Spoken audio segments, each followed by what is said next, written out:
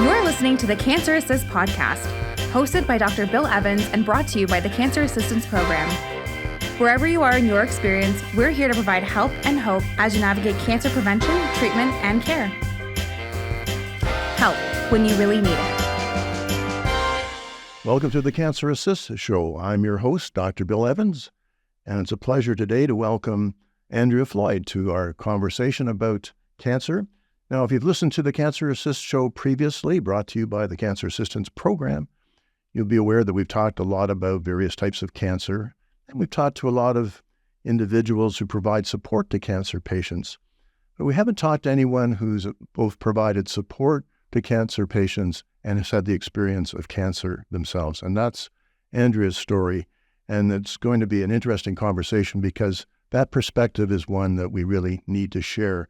And Andrea is on the board of the Cancer Assistance Program and recently brought forward a little essay that she called Apply Your Own Oxygen Mask First, about self-care. And I thought that was such a great title to have a conversation about. So welcome, Andrea. Thank you, Bill. It's really a pleasure to be here. I'm honored and grateful to be here. Thank you. Well, it's going to be interesting for our listeners to hear your perspective because oftentimes people fall into the diagnosis of cancer, but there haven't been a care provider. And they may be a care provider, but not in a professional role. They could be kind of in that sandwich generation where they're providing care to elderly parents, or they already have children, or they got both, and they're sandwiched in between. But you are in the position of being a primary care nurse practitioner. So maybe just to start, let's tell our listeners a bit about yourself and how you got to be a nurse practitioner and what kind of role you play in our community today. So, there was a time when I really didn't consider my health. We really take that for granted, especially as caregivers. And as you mentioned with the sandwich population, they often caring for others and so putting themselves last. So there was a time when I just, like every breath I took, every step I took, I just took for granted. We have a tendency to take self-care for granted and to see it as a sort of a selfish act, some sort of a selfish act. But have you ever wondered what it would take to mitigate the risks of burnout, compassion fatigue, or even being diagnosed with a serious illness?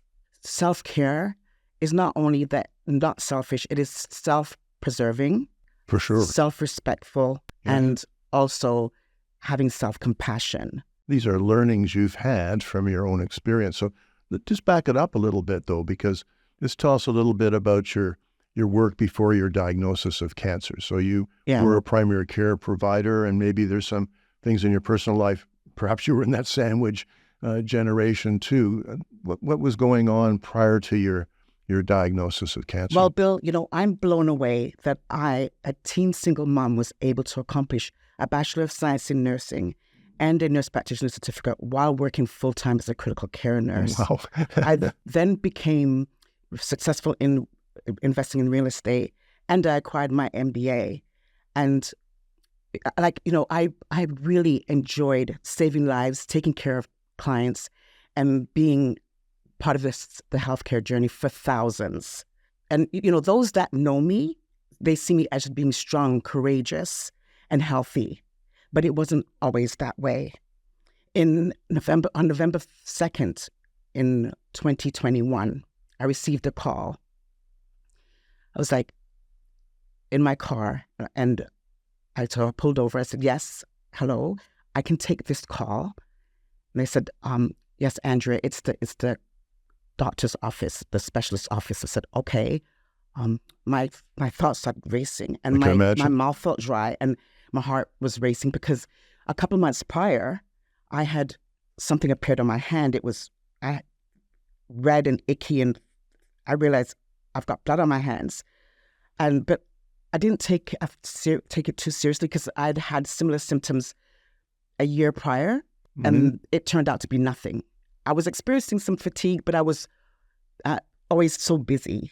So I didn't see it as being that important. Then I said, "Hello?" And they said to me, grade 2 cancer, grade 2 cervical cancer, can't be. Not me. It must have been a huge, huge shock to get that over the phone while you're driving your car. I was like, he was talking about next steps, and I was having trouble, like you said, getting over this first step. Yes. And even processing the fact that the word cancer had come into the conversation, right? And I thought to myself, my stomach was in knots, and I thought, I was breathing, like I'm getting anxious, and I thought, oh, please, God, please help me. And I thought, am I going to die? Was that one of the first thoughts that you had? It was like not the immediate first thought, but as I'm processing, I realized, what I learned from this whole experience was that you can always find strength, because I was feeling weak. Because when I was weak, I became stronger in faith. I learned that the healthcare journey to overcome is required to be holistic. And I learned that it is really important to receive help and to accept help, because we can't always do it alone. It's such an important message, and you're telling it from the perspective of a woman. I can tell you, men are terrible at this and often try to project a strong image and contain their emotions and don't want to share the fact that they're really hurting inside and very worried and so on. And it's a message for everybody, but I would emphasize that men are particularly in need of hearing this message of being willing to accept help and support. And that can come from many sources. You've already mentioned one, and that's your spiritual beliefs, your faith.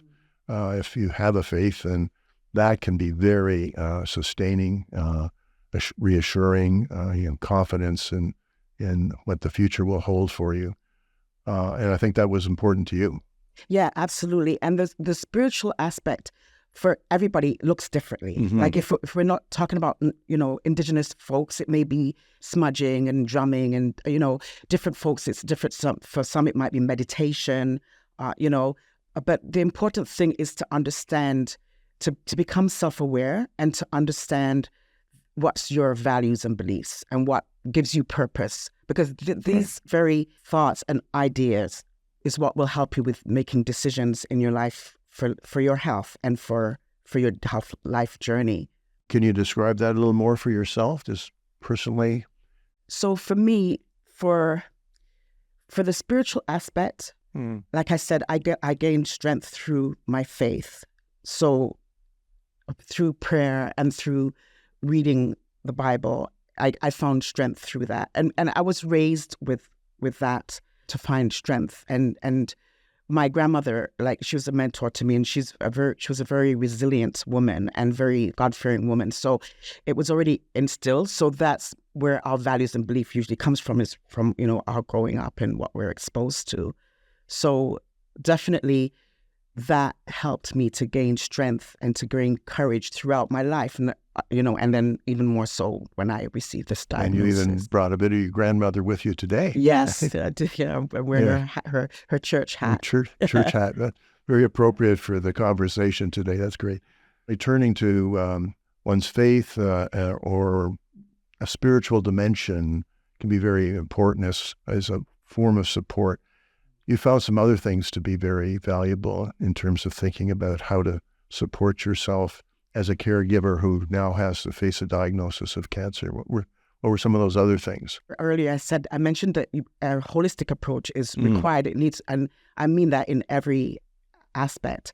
So when we're talking about mental health, it's like there's a grieving that happens where we feel like our life is not ever going to be the same. So we're grieving the loss of what we thought our life would be. The plans that we had may look different, but we have to remember that we will go through some grieving and have some difficulty with that. And so we need to find self-compassion. And what I found was that when I was around between the age of 13 and 16, I went through some childhood trauma at that time.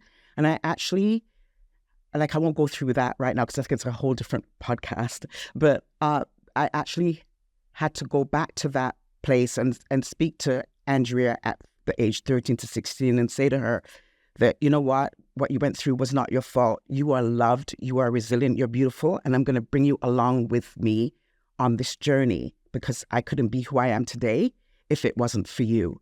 The alternative to that would be to leave her back there bleeding. So that's my ideology about that holistic approach to care.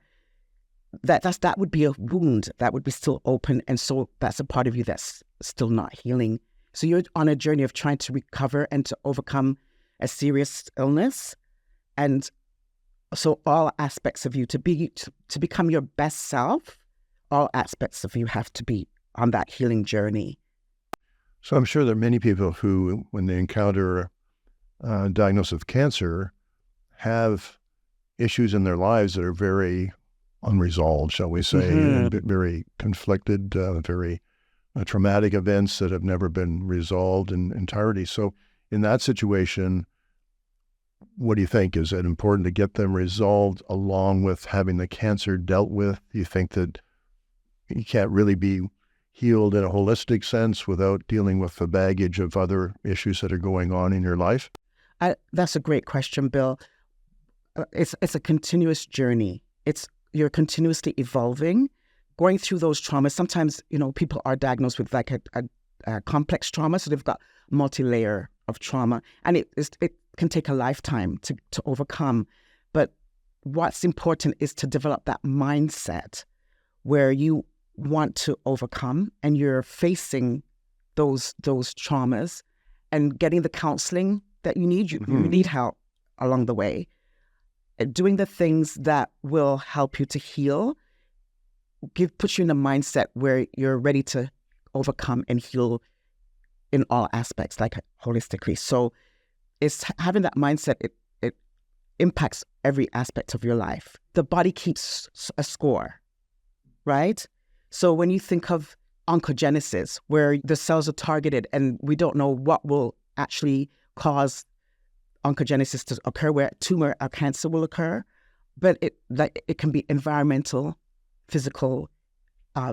It could be so many different things that could trigger that process to happen in our body, because our body keeps a score. So that's why I think it's so important to be mindful of all aspects of our health. I guess you're touching on an area that I would regard as kind of a deficiency in our healthcare system, because I know as an oncologist, we take a history and do a physical examination and look at images and so on, and we make a diagnosis and then proceed to treatment. But our in-depth examination of a person's sort of emotional status, past traumas and so on, is superficial at best and perhaps non-existent. So you really don't know what has happened in a person's prior life experience that may impact how they experience the cancer diagnosis. And it's something that probably need to give a lot more thought to as care providers. And so it's good that we're having this conversation, but really it's something that probably should start with the primary care physician having a full knowledge of their patient. Because it's certainly true that the way a patient reacts to the diagnosis is influenced by their past life and their experiences of life. And it is not helpful for a patient combating cancer to be depressed, to be overly anxious, etc. You really want them.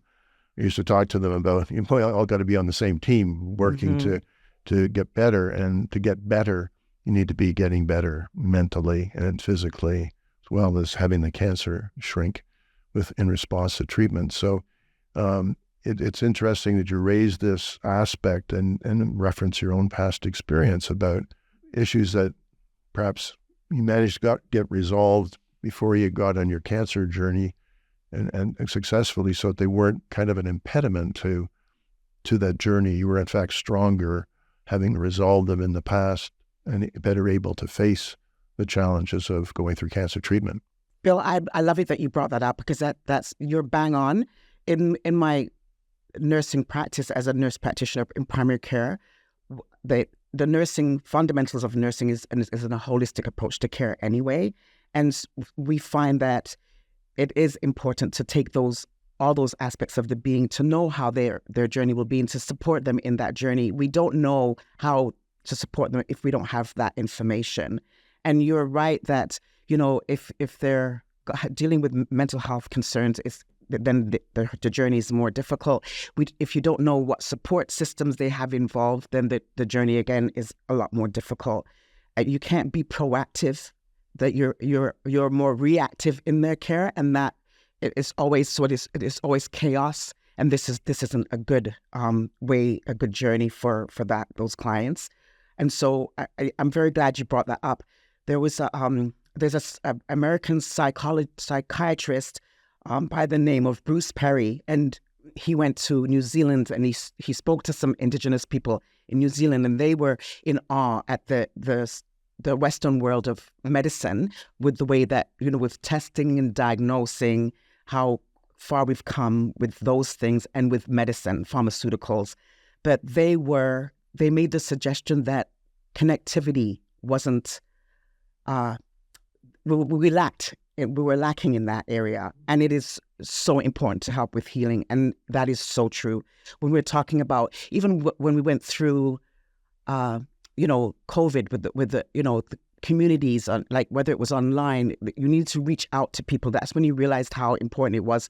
We're communal beings, and connectivity is so important.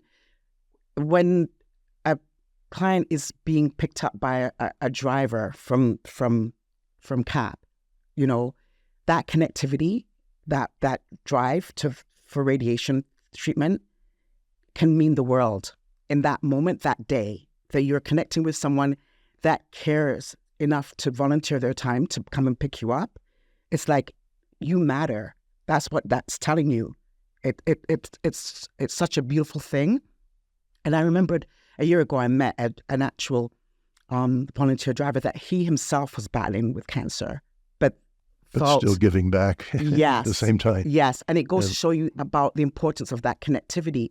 When you think about, you know, what happens with the brain with that, with the connectivity, is those feel-good hormones like the dopamine, serotonin, oxytocin. Oxytocin is the one specifically for connectivity, where you get that good feel.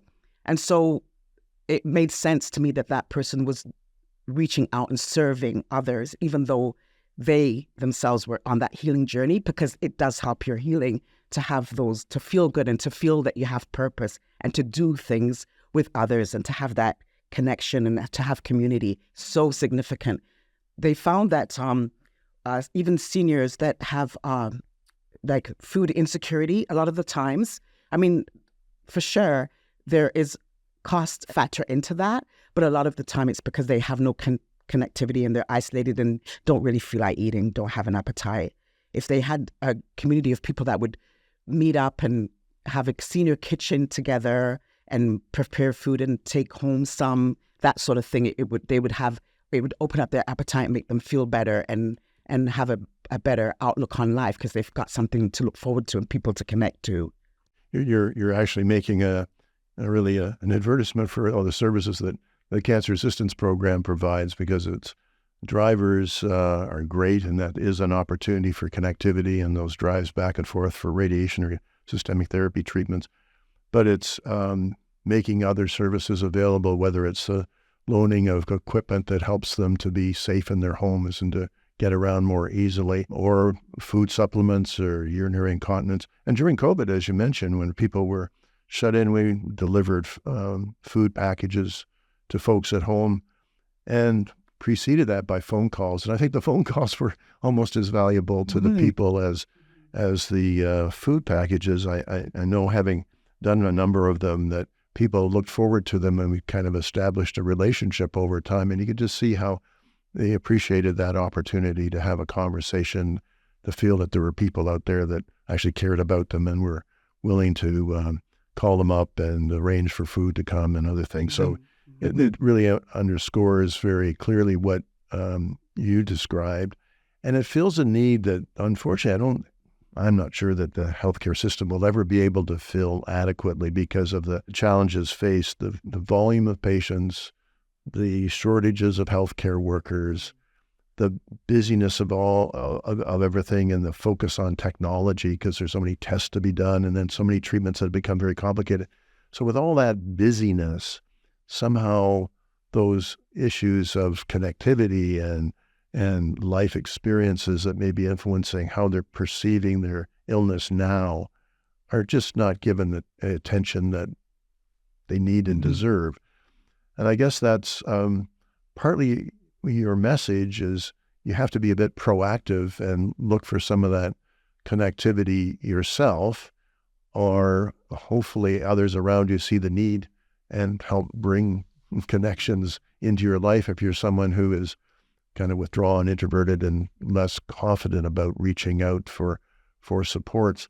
And just on that topic, people should not feel hesitant about reaching out for the supports of the Cancer Assistance Program offers. It's a phone call and a friendly voice at the end who will help you and guide you as to finding the things that you need at your particular point in time. So there's the spiritual side, there's this mental health and connectivity, and there's some other dimensions we want to talk about, but I thought maybe I'll take a brief break here and actually hear from the Cancer Assistance Program, and we'll be right back talking to Andrea Floyd, primary care nurse practitioner, about her particular journey and the topic of applying your own oxygen mask first. We'll be right back. We'd like to take a moment to thank our generous supporters, the Hatton Family Fund and Banco Creative Studio, who make the Cancer Assist podcast possible. The Cancer Assistance Program is as busy as ever, providing essential support to patients and their families. We remain committed to providing free services for patients in our community, including transportation and equipment loans, personal care and comfort items, parking, and practical education. These services are made possible by the generosity of our donors through one-time gifts, monthly donations, third-party fundraising, corporate sponsorships, and volunteer opportunities. Visit cancerassist.ca to see how you can make a difference in the lives of cancer patients and their families. Welcome back. We're here talking to Andrea Floyd about her personal experience of cancer and her advice around managing it, particularly if you're a care provider. And a lot of us are care providers, maybe not in the sense of being professional care providers to people with health problems, but care providers to family, care providers to elderly parents. So in a way, a lot of us, maybe the majority of us, are care providers of one type or another. And so we touched on sort of how various things like spiritual supports and dealing with mental health issues that may have been issues of the past that weren't resolved, how those things are important, but there are other dimensions we also have to think about. And maybe one of the next ones we should talk about is just the emotional side of dealing with the diagnosis of cancer. And I think a lot of emotions occur with when someone pronounces the word cancer as your diagnosis, and how to embrace that and to accept the sort of initial shock of the word. You talked about the emotional impact when you received it in your car, and the doctor's office called, and it was your heart was going quickly, and so obviously there's this great emotional response to the hearing of the diagnosis. But you can't live your life after that in that state of fright with your heart beating fast. Yeah, that's right. And so you have to figure out how to control it. And so what's your advice? What were your learnings about emotions? Well, it's, again, really a mindset change is warranted for sure. Like in 2020, the stats for Ontario was the number of persons with the cervix that would get cervical cancer was around 553. That was in 2020. And the amount of deaths that was expected in that year was around 185. The following year, 2021, I contracted I had that disease. Yeah. We often think, okay, yeah, that's not going to happen to me, or but it's like I said in my story, like, not me, like, because but that's our first response. But why not you? When you see the stats, like this year for all of Canada, it was expected around 1,500 people would get diagnosed with the disease, right. And one person expected to die per day. That's Canada-wide. The stats I gave you for 2020 was for Ontario alone. Mm-hmm. Yeah. So it's prevalent cancer in women. So we have to have that mindset where life goes on. Life continues for as long as it continues. So we have to take care of ourselves. So it's, like I said, the holistic approach. So diet and exercise is also important. So when you're focusing on positive things in your life and being grateful, having an attitude of gratitude and an attitude of forgiveness is important as well, especially forgiveness for yourself. It starts with yourself before you can forgive others. And this is important because we need to require that self-compassion. Without forgiveness, it's hard for us to have self-compassion. And so having that mind shift change where you're being more careful about your health, you're grateful for each day, you're not taking your health for granted anymore, and you're making sure you have enough protein, like you require 0.8 grams of protein per kilogram a day. And that's really important, especially for healing, like healing wounds, and for muscle building so you don't get fatigued and weak, and your stamina and all those things. It's the diet and hydration as well, really key important things. But you're sort of talking about a number of physical things, and those physical things impact the emotional side of your life. So they're intertwined, really. And Absolutely. I think part of your control of the fear that you have initially with the diagnosis of cancer is focusing on the things that you can actually control, which are things that you eat and your physical activity and so on, and maybe focusing on all the good things that you have in life and in the current times, friends, the home you live in, the good experiences you've had in your work situation or travel or whatever, focusing on those things. And then you touched on something that's interesting, the sort of self-forgiveness for things that maybe you didn't do so well in life and being that you regret, but being kind on yourselves. And that composite of things you think helps with the overall emotional health? For sure. But that's why the holistic approach is so important, is because everything is interconnected. Like we said, that the body keeps the score. So, even when you think about TNF, like tumor necrosis factor, like the cells actually speak to each other, right? When we talked about connectivity and how the brain hormones, the feel-good hormones like oxytocin is triggered. So it just goes to show you everything is interconnected, and that's why it's important to have a holistic view, holistic approach, so nothing is left unturned, so that you have that complete healing, and so that you can show up your best self. And it's ongoing. It looks different for me all the time. Like today, I might say that, I might notice that, well, my hydration is dropping. Like I'm not really keeping as well hydrated as I should. But what's important is that it becomes a way of life for you, that you think of your health, that you're not putting yourself last, that you're putting the oxygen mask on. And it's the oxygen mask analogy, I came up with that. Well, it's from the when you're on the plane, on the aircraft, and yeah. But the one thing about that I wanted to be mindful of is that it's usually emergent. So it's only when something happens that you're putting the oxygen mask on first, when you're on the plane, or when, usually, even for myself, it was only when I got the diagnosis that I was, wait a minute, I got to stop, right? And take care of myself. So, but the message that I want to drive home to all caregivers, it's to be ongoing. It's to be a way of life. It's to be a transformation for you. And I especially am concerned for the sandwich generation, because 71% of that generation is from the ages of 40 to 59.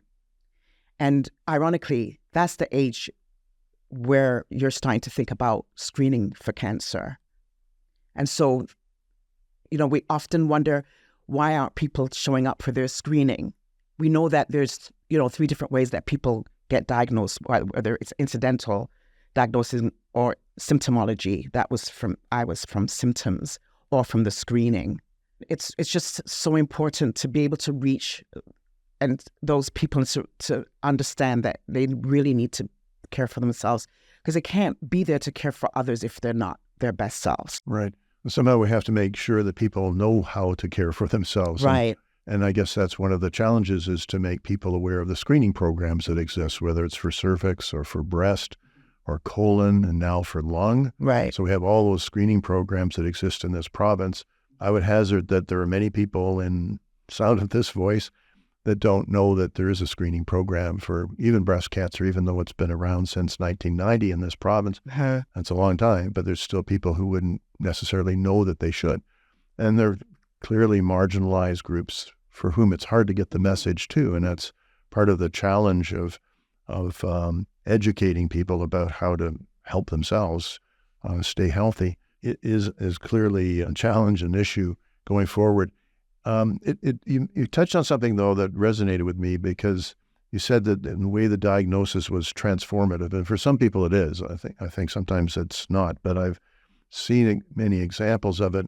And it's funny, as I was leaving the house today, my wife gets this Hello magazine because she likes to follow royalty. But and on the front page of it, not royalty, but there was a well-known personality from Toronto, Jeannie Becker, who's on the radio and all in fashion, who's had cancer. And it said it had made her stronger, it made her bolder. And I just saw that, and it kind of resonated with me. And then coming in to talk to you today, and you're talking about being transformed by it, and actually used in your essay the word warrior. You want to be a warrior now to do more constructive things as it relates to cancer and how to get the message out to people.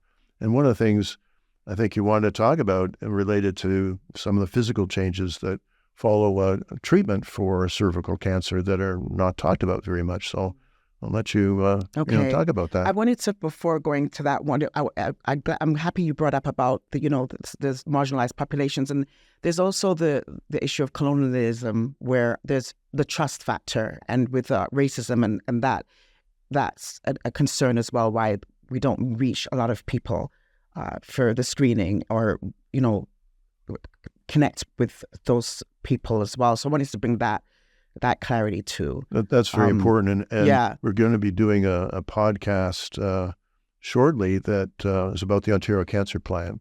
And the first item on the cancer plan really has to do with equity and trying to do a much better job at reaching the marginalized populations, to reach our First Nations people and Métis and Inuit, who have been somewhat frightened by our health system and by colonialism.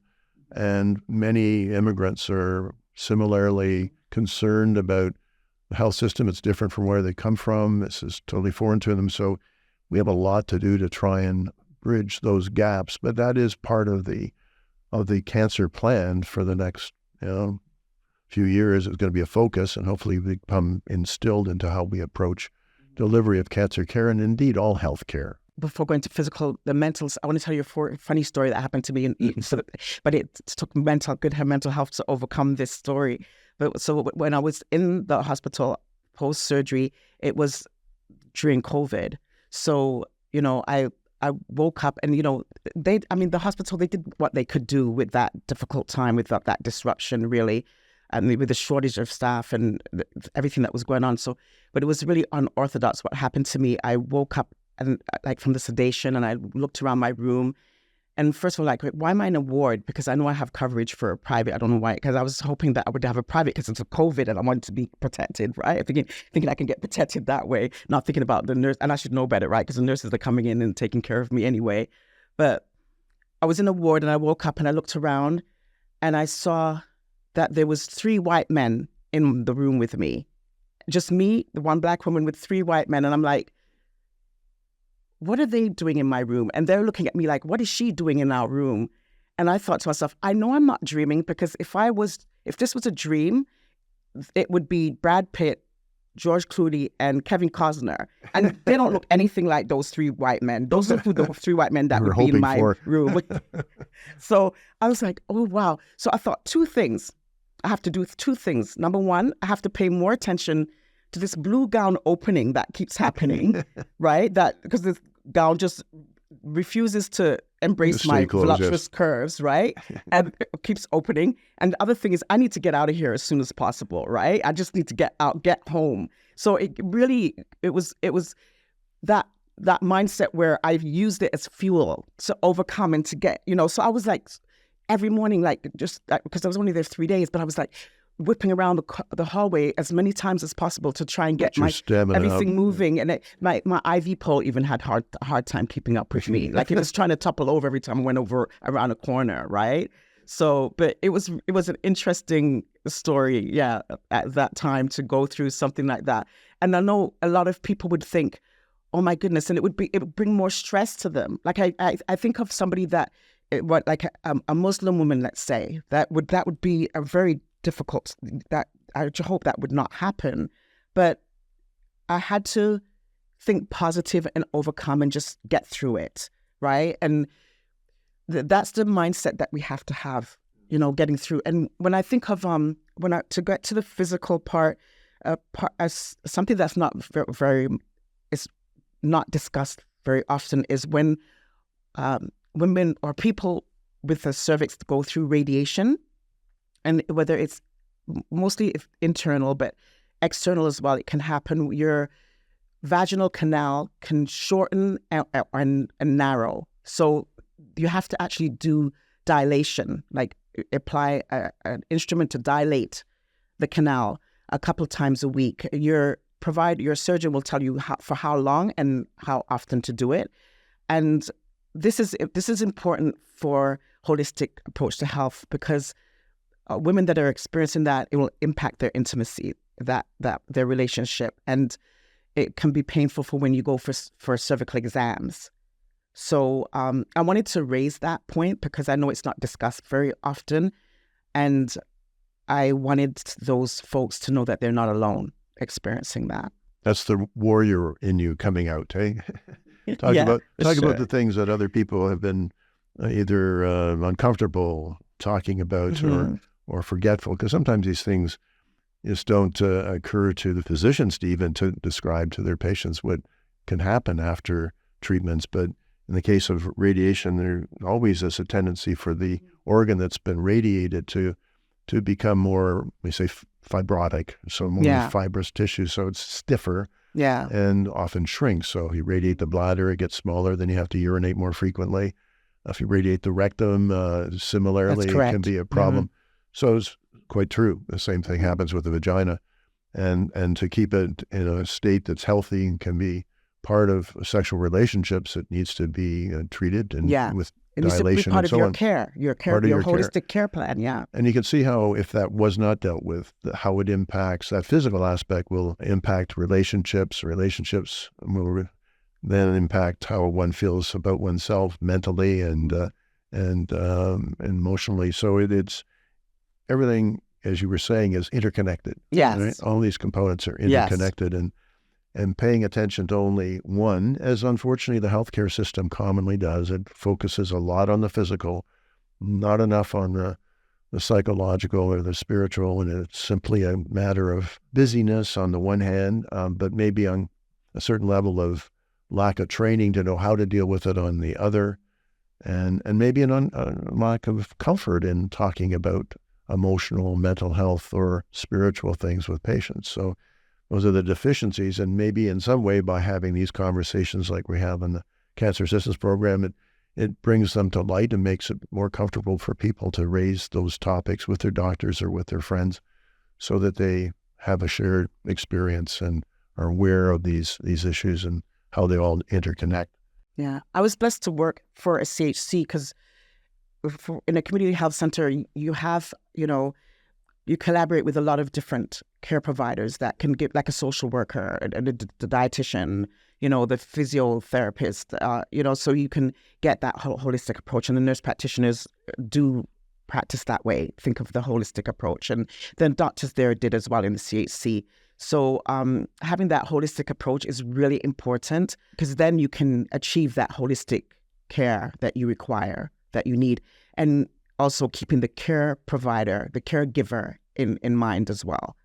The caregiver needs to be a part of that care plan. They're the ones giving the support. They're the ones that are often calling even CAP for whatever the needs are for the client, right? Well, I think there's more and more discussion of it and interest in trying to achieve a holistic approach. And one of the other themes in the cancer plan is sort of the integration of services. I think when services are siloed, And then there's an acute care hospital that does its thing, and cancer center does its thing, and then hospice and home care, CCACs do their thing, sort of all independent of each other without a lot of communication.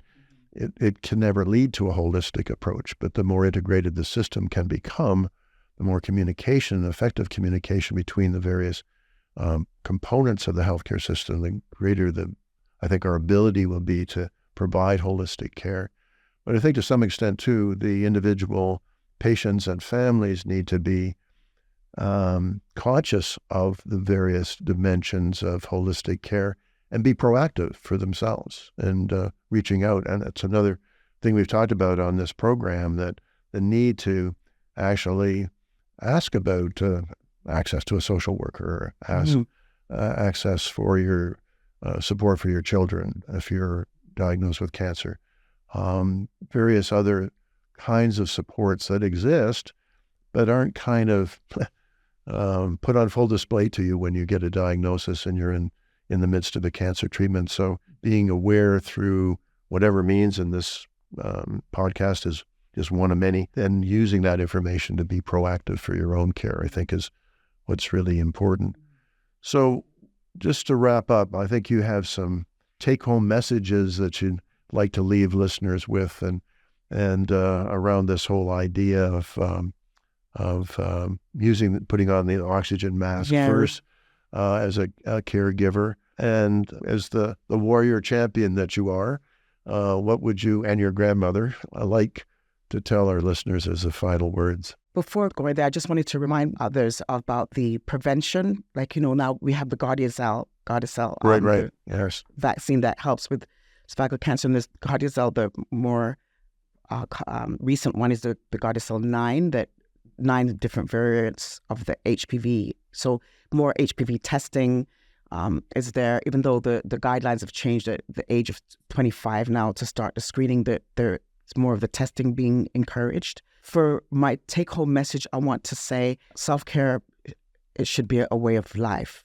We have to be courageous to choose to put on the oxygen mask. First, get screened, take care of yourself holistically with a holistic approach. It looks different for everyone. I survived because of early diagnosis, and I'm not just a survivor. I emerged from the battlefield of cancer not just as a survivor, but as a warrior, because I am committed to telling my story and to help others to choose self-care, to step up and choose self-love, to rise up and choose self-compassion, and to make it a part of your life, just a way of life. Great message to leave all our listeners with, those who have experienced cancer or those who may be in the process of receiving treatment, but also the important take care of yourself and your health throughout your life, even if you haven't received a diagnosis of cancer. The message is kind of a holistic one for care of yourself throughout your life, not just when you confront an illness like cancer. Great conversation with you, Andrea. Really enjoyed it. I think the listeners will really benefit from it. Thank you so much for coming in and sharing. Thank you, Bill. It was a pleasure. Thank you. Thank you for listening to the Cancer Assist podcast. Find more episodes, resources, and information at cancerassist.ca, or follow the Cancer Assistance Program on Facebook, Twitter, and Instagram. Thanks for listening.